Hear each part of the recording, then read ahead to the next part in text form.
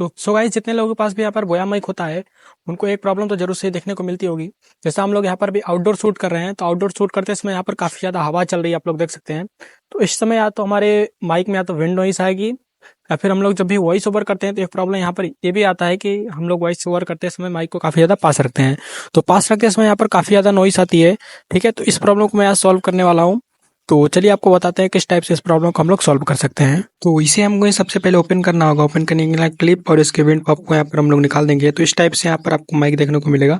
तो इसके ऊपर और नीचे वाले क्लिप को पकड़ करके जस्ट में हल्का सा रोटेट करना है, और रोटेट करने के बाद यहाँ पर माइक जो है बाहर आ जाने वाला है। तो इसके बाद आपको क्या करना है, एक छोटा सा कॉटन लेना है और उसके बैक साइड में अपना मुंह लगा देना है। तो जितना भी नॉइस आता है सारा बैक साइड से ही आता है, और लगाने के बाद इसको जस्ट हम लोग यहाँ पर पैक कर लेंगे।